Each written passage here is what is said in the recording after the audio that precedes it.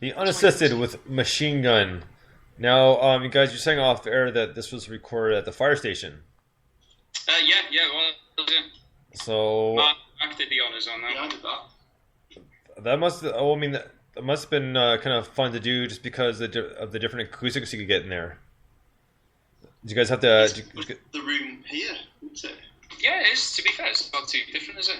Oh, but we found, like you said, though, it is true, because like when we've tried recording in this room, it doesn't sound as good, does it? We've not really sort of encapsulated the same kind of essence, as it were, because that's a good recording, that. And you wouldn't have thought we played that all live, and we only had like one or two mics up, didn't we? When we did it, it wasn't many. Of course, yeah, it wasn't a lot. It was just like room mics, so it is a cool place to go and jam and record as well. But yeah, we still go there from time to time, don't we? Now and again, mate. Really? So I was going to say, your music really works with the rawness, though, doesn't it? It's, so that's probably, and that's how you work really well, I think, is, so maybe when it's more refined, it doesn't sound as good because it takes away some of your natural kind of musical style. Would you agree? Oh, yeah, totally.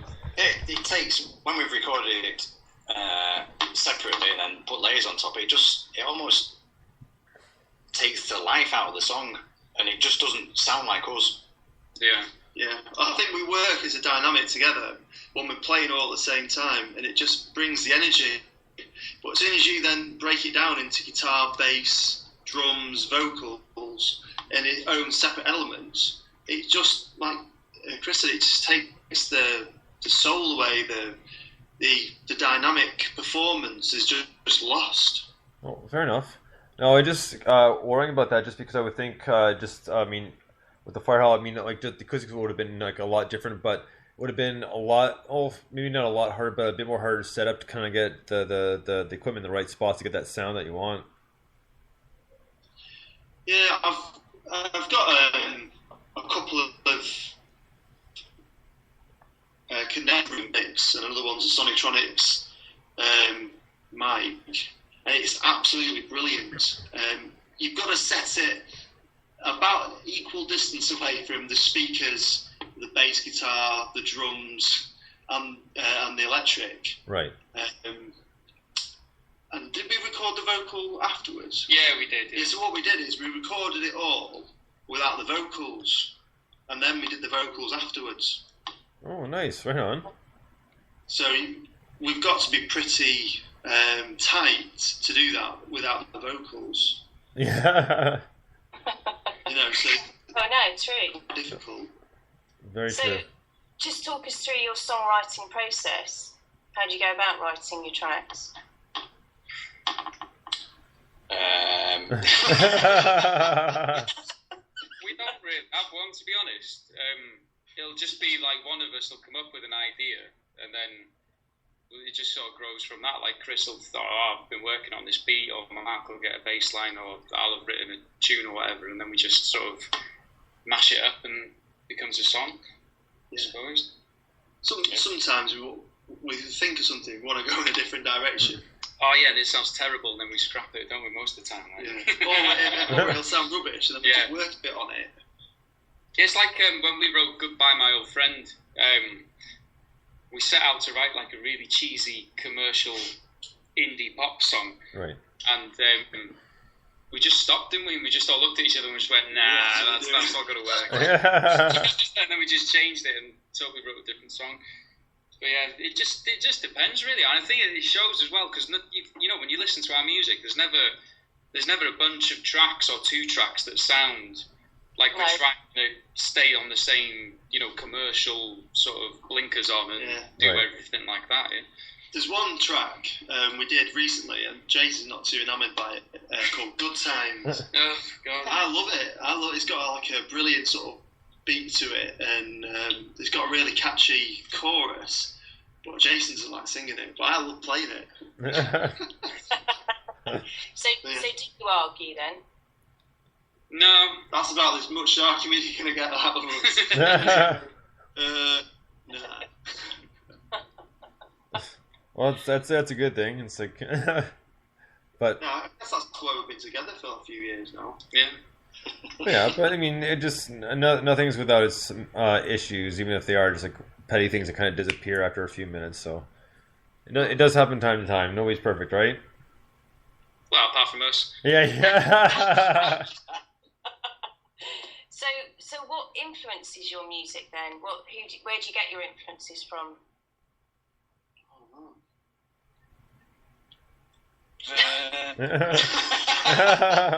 Trying to do what other people aren't, really, I suppose. Yeah. Trying to steer away from the commercial stuff. Because eventually, someone will like what we play. Because they're sick of all the other stuff. Yeah. Yeah. That's what we're aiming for. Yeah. We're trying to corner the market. Very niche, yeah. So as a band, have you had any good advice from anyone that you would value? Not yet. No? Nothing.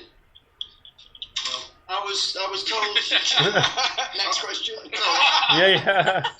I was told by a couple of people who've been signed by a record label, there's ways that you can get into getting recognised by more and more people, gaining followers and that sort of thing. It's all about the money. One way of doing it is releasing a studio quality track onto the radio, and then you pay per play on the radio. And you've got these promoters who will then approach the radio stations on your behalf, who will then, you have to pay, and then they'll promote your music. It's all about cash. If you look, I've said it before, listen to like an Ed Sheeran track, bang on 4:30, it'll be played on like 3 different channels. Yeah. Basically what it's about, it's an advertisement for the artist. So in fact, they don't really make much money on iTunes, but they can go and sell concert tickets, and that's where their money's being made, Right. concert tickets.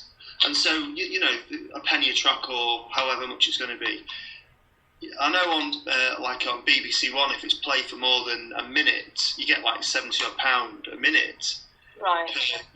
That's all artists get. And if it's on Channel 5, I think it's £5 a minute. So if we got played for 3 minutes on ITV, or Channel 5, sorry, we'll get 15 quid. Well, that's hardly going to get us any money, and that's hardly going to get Sheeran any money. But it's our annual income so far from our music, isn't it? It'd be a good year. How Ed Sheeran makes his money is by being played on the radio, but actually selling concert tickets. Yeah. And That's true. That's what it's all about, isn't it? That's how the music industry is now. And if we want to get anywhere, and this is sad facts, we've got to be paying promoters and record labels and radio stations the privilege to be on air.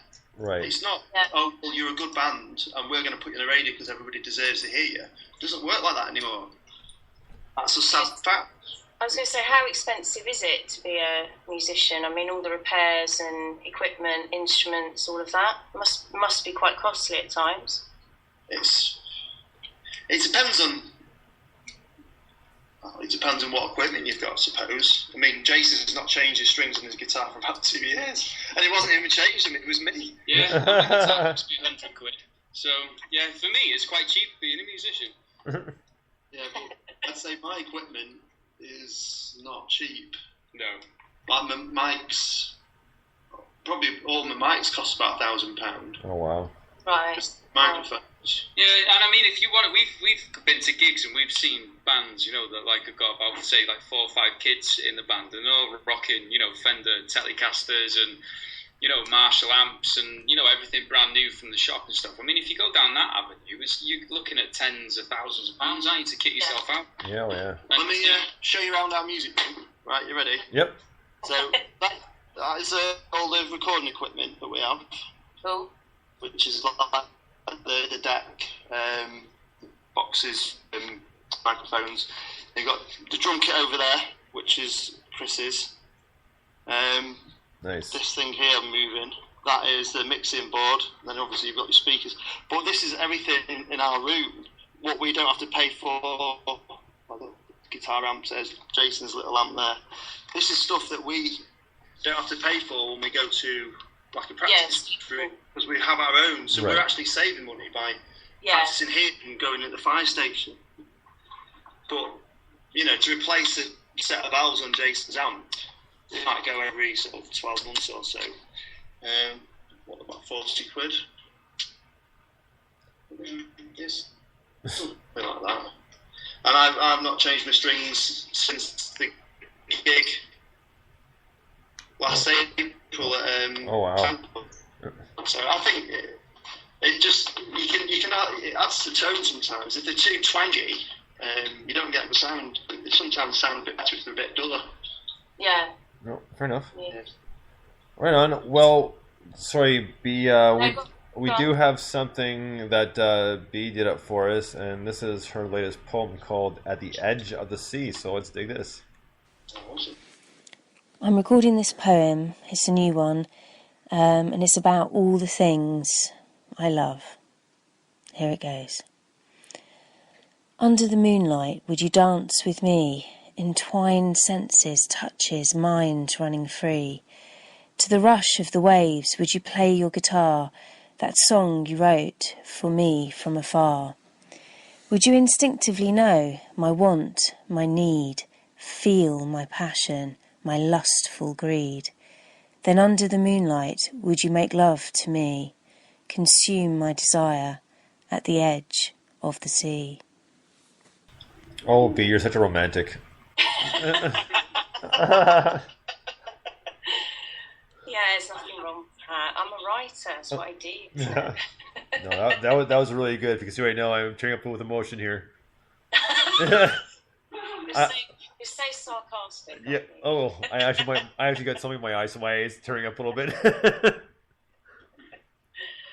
Oh dear. So what did you think of that then, guys? Did you like that? Yeah, very much so. Oh, thank you. Well, I'm looking into because I'm looking into kind of developing my poetry, and that's all about. It's a similar kind of vein to being a musician, where I'm sort of looking to do stand-up poetry, but mine's not going to be sort of like the norm of kind of political poetry and talking about my, sort of past and things. It's going to be a romantic, so I'm sort of learning what I'm doing, and that's really why I'm doing that. But yeah, that's all about developing and things. But Yeah, because it's not going to be easy. Well, it's getting there. So I was going to say, as a musician, it must be nerve-wracking at times, sort of standing up. And as you say, if you're playing to a sort of, not many people, that must be disheartening to get the kind of buzz and energy up. Well, I prefer it. The less people, the better for me, because I get really nervous. So it's worse when there's more people there. I have to get more drunk. I prefer Yeah. So is that how you deal with your nerves then? Yeah, totally. Yeah, I can't go on stage sober. No way. Because that's something with the spoken word that I'm sort of thinking, well, it is nerve-wracking. What Just about the drinking thought, and before doing also, it? remembering all the words. And actually being able to express the poetry and remember everything. It must be the same with some of the songs. Oh yeah, there's been loads of times I've gotten licks